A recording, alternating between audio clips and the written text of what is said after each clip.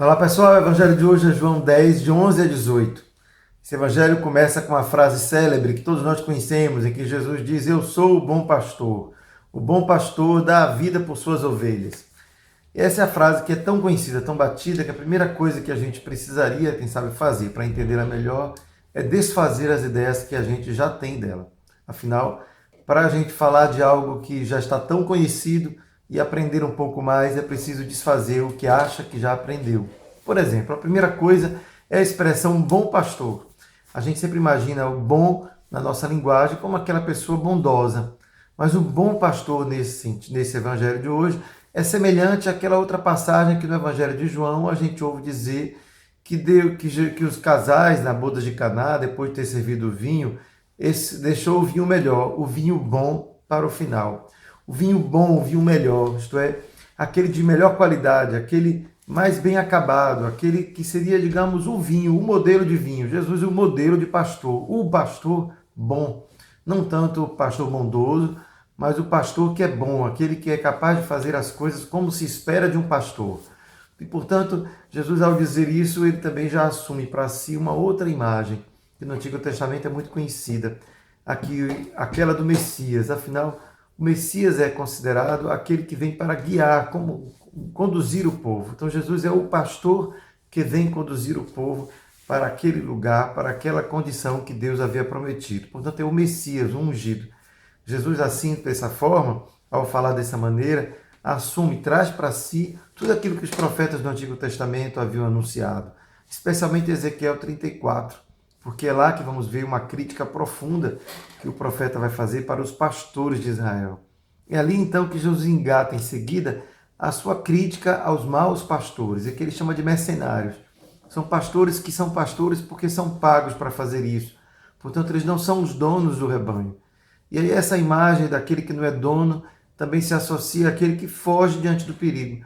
Então, ao contrapor o bom pastor ao mau pastor, Jesus está ressaltando aquelas que são as características que ele mais considera importantes. Por exemplo, no caso, o pastor que dá a vida. Isto é, aquele que não foge diante do perigo, diante do lobo que ameaça o rebanho.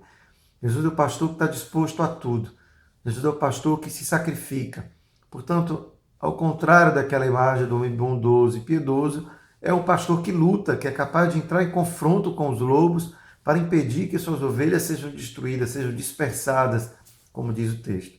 Portanto, a imagem bucólica do bom pastor que conduz as ovelhas pelo campo precisa ser um pouco mais apimentada, porque a gente tem que entender ali que Jesus está falando de força, de coragem, de decisão, de alguém que, acima de tudo, ama, porque ele diz que ele conhece as suas ovelhas e as ovelhas o conhecem.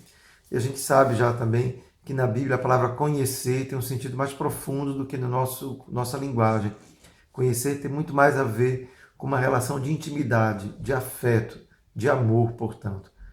Por isso que Jesus então vai progredindo na sua reflexão e vai dizer depois ao final que ele não dá a vida somente às ovelhas, porque ninguém pode tirar a vida. Ele, na verdade, tem a vida, por isso só ele pode dar a vida. Ele dá porque ele sabe que o Pai o ama. Então é nessa relação de amor pelo Pai que ele funda então o seu pastoreio. Jesus é pastor porque ama o Pai, porque é conhecido pelo Pai e por isso ele conhece as suas ovelhas e por isso ele pode dar a vida, porque ele pode retomá-la de volta. Ele não entrega a vida de modo fatalista, como quem diz, eu vou lutar, morrer por esta causa, porque eu sinto dentro de mim uma força heróica para lutar e quem sabe ser o mártir desta causa pela minha... Não, Jesus sabe que ele é o dono da vida. Ele tem consciência do seu poder.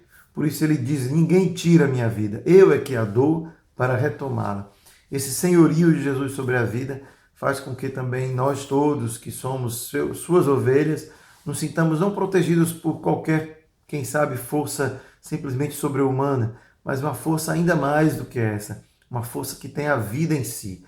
Portanto, aquilo que Jesus dá às suas ovelhas e aquilo que ele promete, portanto, conduzir não somente as suas, mas aquelas que estão também em outros apriscos, ele vai dizer, não é? É conduzir a vida. Então ele precisa então reunir outras ovelhas de outros apriscos para conduzi-las todas à vida.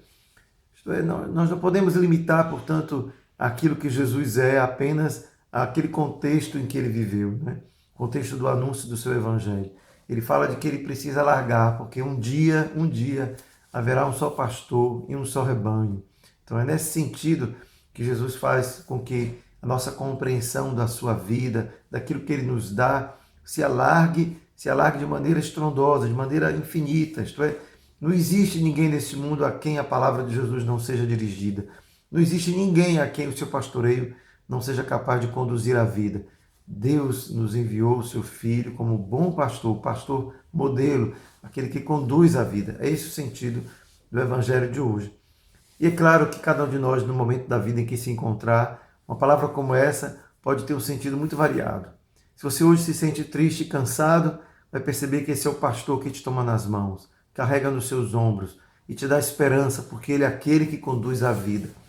Se você é aquele que hoje está motivado a lutar pelas injustiças, por ver quanto o nosso povo sofre, você recorda que ele é o seu modelo.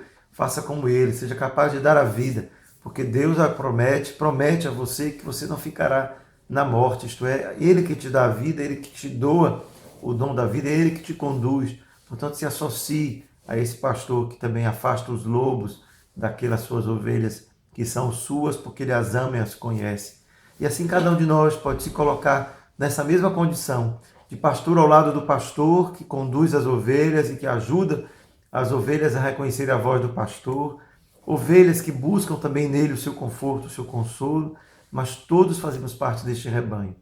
E assim como um grande rebanho tem muitos pastores, Jesus, que é o modelo de pastor, nos inspira também a repetir o seu gesto, a sermos uns para os outros aquele que guia a morada eterna. Afinal, é para isso que ele é pastor, para nos conduzir, de todos os rebanhos, de todos os apriscos, à única morada, a morada eterna do Pai.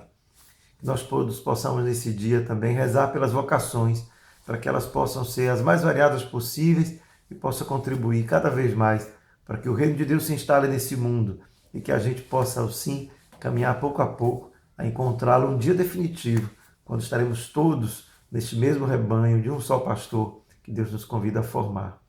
Um grande abraço, um grande beijo.